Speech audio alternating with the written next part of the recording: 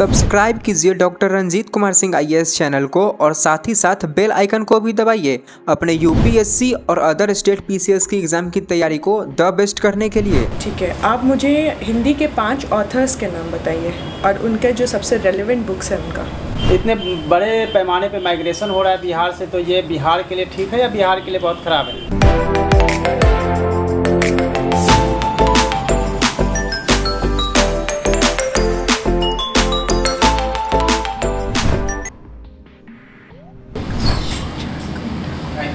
Coming.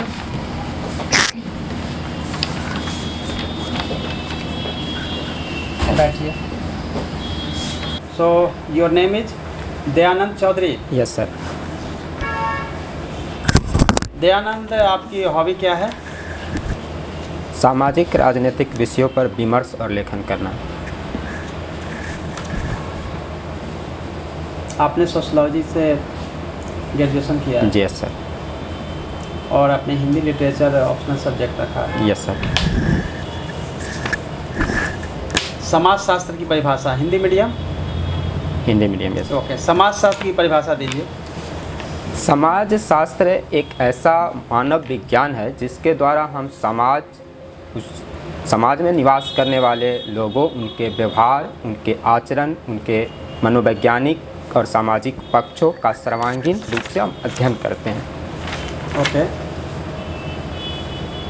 समाज शास्त्र को कितने भागों में बांटा जाता है, आप लोग देखते रहिए। विभिन्न समाज शास्त्रियों के अनुसार समाज शास्त्र को भिन्न भिन्न तरह से वर्गीकृत किया गया है। मूलतः समाज शास्त्र को हम लोग 3 भागों में विभाजित करते हैं। बताइए कौन सा 3 भागों में विभाजित करते हैं? सॉरी सर, एग्जैक्ट याद नहीं है। दयानंद का क्या मतलब होता है? दया का मतलब होता है कि जिनके अंदर, जिनके आचरण में दया का गुण पाया जाता है। दया मतलब होती है किसी भी जीव के प्रति करुणा के भाव, प्रेम के भाव या उनके प्रति एक सहानुभूति का भाव।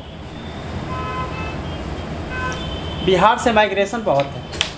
कोई भी स्टेट में जाएंगे तो आपको बिहारी अफसर तो मिलेंगे ही, मजदूर भी मिलेंगे, चाहे वो लेह लद्दाख हो, चाहे आप कन्याकुमारी तक जाते हैं। तो इतने बड़े पैमाने पे माइग्रेशन हो रहा है बिहार से, तो ये बिहार के लिए ठीक है या बिहार के लिए बहुत ख़राब है?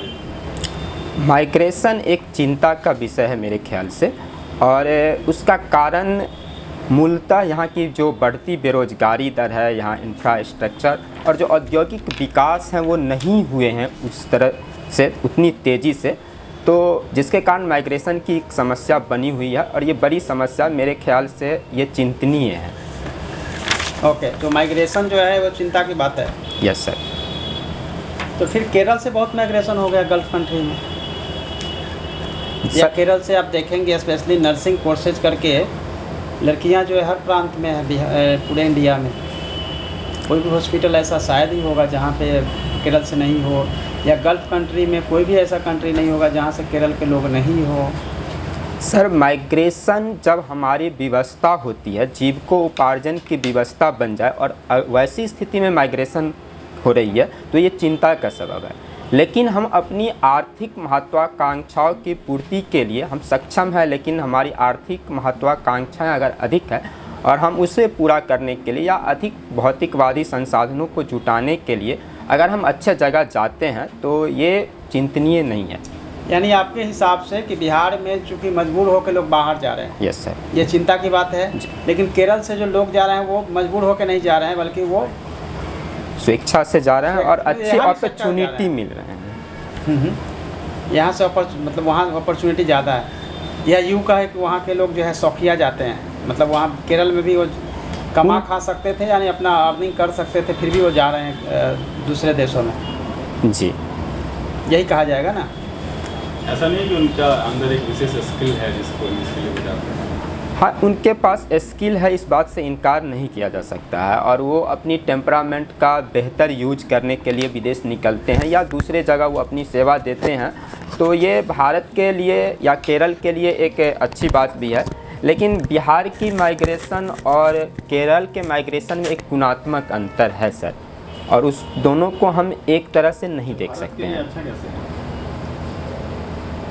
सेवा सेक्टर में विभिन्न देशों में अगर भारतीय प्रतिभा जाकर वहाँ पे अपनी स्किल दिखलाते हैं और वहाँ के विकास में अपना योगदान देते हैं, तो ये हमारी बौद्धिक प्रतिभा है और ये हमारे देश के लिए। आर्थिक रूप से देश को क्या फायदा होगा? ऐसा नहीं है कि जो विदेश में जो रहते हैं वो हमारे देश में समय समय पर आकर अच्छा अपना वो कंट्रीब्यूट नहीं करते हैं। और दूसरी बात है कि जब वो हमारा प्रतिनिधित्व करते हैं तो इससे हमारे सम्मान और प्रतिष्ठा में एक बौद्धिक बातें ठीक है, वृद्धि सवाल होती है। पूछा गया था कि आर्थिक फायदा क्या होगा हमारे देश को? जब मौका मिलता है तो ऐसे जो लोग हैं वो कंट्रीब्यूट करते हैं। ठीक। आप लोग कुछ पूछिए। आप लोग पूछिए। आपका हिंदी साहित्य है यस, और आपने ग्रेजुएशन किस सब्जेक्ट से किया है? सोशियोलॉजी से। ठीक है, आप मुझे हिंदी के 5 ऑथर्स के नाम बताइए और उनके जो सबसे रेलेवेंट बुक्स हैं उनका। सूर्यकांत त्रिपाठी निराला जी, जो उनकी किताब जो उनकी एक रचना है राम की शक्ति पूजा। उसके अलावा जूही की कली उनकी एक किताब है। उसके अलावा जयशंकर प्रसाद और हिंदी साहित्य का एक आधुनिक हिंदी साहित्य का महाकाव्य कामायनी का रचना उन्होंने किया है। प्रेमचंद्र की गोदान, फणीश्वरनाथ रेणु की मैला आंचल और मिथिला के कवि है बाबा नागार्जुन, उनकी मछलियाँ घर घर की। आप किस डिस्ट्रिक्ट से बिलोंग करते हैं? मधुबनी डिस्ट्रिक्ट से। आप मुझे मधुबनी डिस्ट्रिक्ट से ईस्ट, वेस्ट, नॉर्थ और साउथ का बताइए। कौन कौन से डिस्ट्रिक्ट बॉर्डर्स डिस्ट्रिक्ट बताइए। अगर इजाज़त हो तो हम चंदा झा के एक पंक्ति में इस बात को रखें। हाँ रखिए, हाँ, कोई नहीं रखिए। रखिए। चंदा झा ने मिथिला के चौहद्दी को बताने के लिए उन्होंने एक पंक्ति कहा है, गंगा बहती दक्षिण जन की, पूरब कौशिकी धारा, उत्तर गंगा बहती दक्षिण जन की, पूरब कौशिकी धारा, पश्चिम बहते गंड की, उत्तर हिमवत वन विस्तारा। तो ये मिथिला के चौहद्दी है। ये चौहद्दी आपने बताया, लेकिन अब मुझे जो है मधुबनी का आपको बॉर्डर डिस्ट्रिक्ट बताना है। जी, मधुबनी के उत्तर में सर नेपाल की सीमा छूती है। मधुबनी के पूरब में सुपौल और दक्षिण में किशनगंज, उसके बाद उत्तर और पश्चिम में, पश्चिम के तरफ से मधुबनी के साथ सीतामढ़ी की जो बॉर्डर है वो टच करती है। उसके अलावा सहरसा भी दक्षिण में बहुत छोटी सीमा बनाती है मधुबनी जिला के साथ। आपका प्रेफरेंस क्या है? सर्विस प्रेफरेंस बताइए जॉब का। ग्रामीण विकास पदाधिकारी जो स्केल 7 की पोस्ट है उसे हम प्रेफर कर रहे हैं नंबर 1 पर। आपने DSP और SDM नहीं रखा है? सर SDM की पोस्ट वस्तुतः नहीं है इस बार 66वीं में, ठीक है। और जो DSP की पोस्ट है तो मैं एजेबल नहीं हूँ, हाइट मेरी कम है। अच्छा, इसके लिए आपने जो है DO रखा है। तो आपने लेवल 9 के पोस्ट ऊपर क्यों नहीं रखे हैं? उसके कारण है कि मुझे सामाजिक विषयों से अभिरुचि रही और सामाजिक क्षेत्र के बीच काम करना मैं अपनी अभिरुचि के अनुकूल पाता हूँ। और जो लेवल 9 के पोस्ट हैं उसमें अधिकांश पोस्ट प्रायः ऑफिस वर्क के हैं, जबकि जो मेरी अभिरुचि से मैच नहीं करते हैं। तो मैं पब्लिक सेक्टर में रहना चाहता हूँ, पब्लिक के बीच में रहना चाहता हूँ। और मुझे लगता है कि ग्रामीण विकास पदाधिकारी जो बाद में प्रमोट होकर प्रखंड विकास पदाधिकारी के रूप में कार्य करते हैं, उनके पास बेहतर मौका होता है गांव के लोगों के साथ जुड़े रहने का। तो आपका क्या लग रहा है, कौन से ग्रामीण क्षेत्र में भी सामाजिक इशू है जो आप एज एन ऑफिसर देखेंगे? ग्रामीण क्षेत्र में जो सबसे बड़ी मेरी नज़र में जो मैं देख पा रहा हूँ, बेरोजगारी और अशिक्षा एक बहुत बड़ी समस्या है। दूसरी समस्या ग्रामीण क्षेत्र में जो है कि युवाओं के पास जो है वो स्किल नहीं है, और कृषि सेक्टर ये ग्रामीण क्षेत्र की एक बहुत बड़ी समस्या है। चूँकि परंपरागत ढंग से कृषि कार्य अभी भी हो रहे हैं, हालांकि सरकार की ओर से बहुत सारे प्रयास किए जा रहे हैं, लेकिन कृषि पर जनसंख्या का विशाल दबाव और कृषि में नवाचार का अभाव ये ग्रामीण क्षेत्र की एक बड़ी समस्या है। तो सरकार की कुछ योजनाएं जो चल रही हैं, जो अभी आप समस्याएं बताएं, उनसे रिलेटेड कुछ योजनाएं जैसे सरकार अभी डीजल अनुदान दी जाती है किसानों को, तो ये एक अच्छी पहल है। उसके अलावा सरकार की ओर से बिजली के लिए भी अनुदान मिलती है, खाद और बीज मुहैया कराने के लिए भी सरकार की ओर से। कुछ नाम पता नहीं है आपको, मतलब कौन सा स्कीम का नाम और स्कीम। सिर्फ स्कीम का नाम बताइए। Sorry sir. शिक्षा के लिए कोई स्कीम का नाम पता हो, कोई भी ग्रामीण स्कीम? जी, शिक्षा के लिए बहुत सारे स्कीम है सरकार की, जैसे कि जॉब, ये स्टूडेंट क्रेडिट कार्ड योजना बिहार सरकार की एक बहुत ही महत्वाकांक्षी योजना है और उसके ज़रिए 4 लाख रुपए तक की जो स्कॉलरशिप है वो सरकार प्रदान करती है युवाओं को।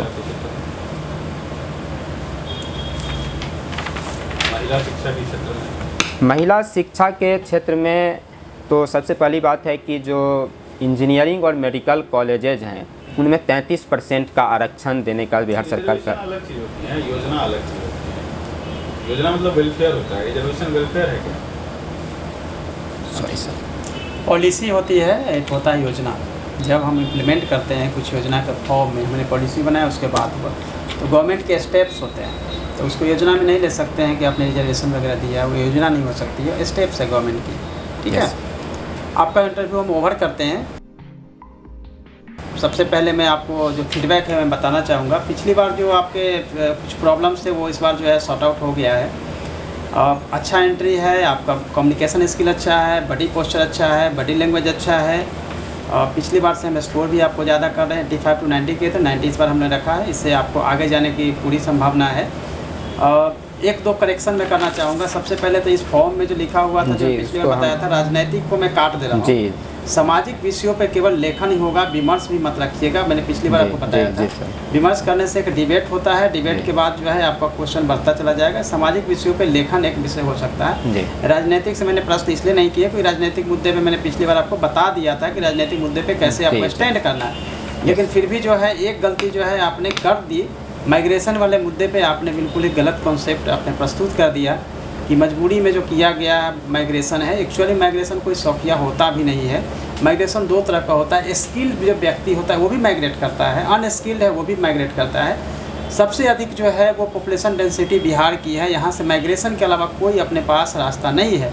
यहाँ से जितना अधिक माइग्रेशन होगा उतना स्टेट का डेवलपमेंट के लिए बेहतरी है, क्योंकि जो भी प्रॉब्लम है उसमें आप ट्रैफिक से लेकर पर कैपिटा इनकम से लेकर आप कृषि पे जो भार है, क्योंकि अगर जो 5 लोग काम करेंगे और 20 लोग खाएंगे, या 5 लोग के काम के जगह 20 लोग अगर उसी खेत में काम करेंगे तो वो ठीक नहीं है। आप समझ रहे हैं ना। तो जब बाहर जाएंगे तो वो जो है कुछ धनराशि भेजेंगे मनी ऑर्डर फॉर्म में, जो है आप जानते हो मनी ऑर्डर जानते हैं ना जी। तो पैसा वहाँ से आएगा तो आपकी इकोनॉमी जो है डेवलप होगी। इसीलिए माइग्रेशन ऐसा नहीं कहेंगे कि पूरे पब्लिक को यहीं बैठा के रखेंगे और फिर जो है हम डेवलपमेंट की बात करें। ये जो है आप राजनीतिक जो डिस्कस करते हैं उसके हिसाब से ठीक है, लेकिन ये सामाजिक अच्छे है, सामाजिक रूप से ना आर्थिक रूप से, दोनों ही फॉर्म में बिल्कुल ही अच्छा नहीं बिहार के लिए। इसलिए यहाँ से दोनों ही लेवल पे माइग्रेशन बहुत ज़रूरी है। लेकिन एक बात इसमें रखी जा सकती है कि जो भी माइग्रेट हो रहे हैं उसमें अनस्किल्ड के बजाय स्किल्ड अगर होते और स्किल्ड करके उनको भेजा जाता, माइग्रेट किया जाता, तो डेटली बेटर। केरल से जो होता है आपने कहा कि बस ऐसे होता है, ऐसा नहीं है। केरल में भी अपॉर्चुनिटी जो इकोनॉमिकली है, नो इंडस्ट्री नथिंग, एग्रीकल्चर भी उतना बहुत लिमिटेड है, आप जानते हैं। वहाँ से माइग्रेशन जो है, चूँकि वो सब रह रहे हैं कहाँ पे, अरेबियन सी के, उनको विदेश दिखता है, इसलिए वो गल्फ कंट्री के तरफ जाते हैं। हालांकि वहाँ से भी देखेंगे, जो मैं नर्सिंग की बात कर रहा था, सभी हॉस्पिटल्स में है। तो क्या हुआ, वो सभी के सभी स्किल्ड है, स्किल्ड माइग्रेशन है, जिससे कि एक अच्छा है। यहाँ से क्या हो रहा है कि लेबर जो है सभी जगह मिलेगा। इवन कि छोटा सा अगर आपको गोलगप्पे के दुकान भी खोजना होगा, कोई भी स्टेट, बड़े सिटी में, छोटे सिटी में, आपको एक बिहारी मिल जाएगा। अगर वो स्किल्ड होते हैं, ज़्यादा अर्न करते, बजाय छोटे छोटे जो काम करें, लेबर टाइप के काम करें, उससे ज़्यादा मिलता है। लेकिन माइग्रेशन में आपको बिल्कुल स्टेट क्लियर होना चाहिए कि एक सर्टेन लेवल तक माइग्रेशन बिहार से होना ज़रूरी है, क्योंकि यहाँ पे जनसंख्या का दबाव है, अपने पास स्पंज नहीं है कि उसको हम लोग आगे कर सकते हैं। बट ओवरऑल आपका परफॉर्मेंस अच्छा है। पिछली बार मैंने कुछ बातें बताया था कि आपको लीडर की तरह भाषण नहीं देना है, उसको आपने इस बार कम किया, मिनिमाइज़ किया। दूसरा, जटिल शब्द आप पिछली बार यूज कर रहे थे, इस बार आपने नहीं किया। अदरवाइज बहुत सारे जटिल वर्ड आप यूज़ कर रहे थे, हिंदी के बिल्कुल टिपिकल वर्ड यूज कर रहे थे। तो ओवरऑल अच्छा है। चलिए, ऑल द बेस्ट।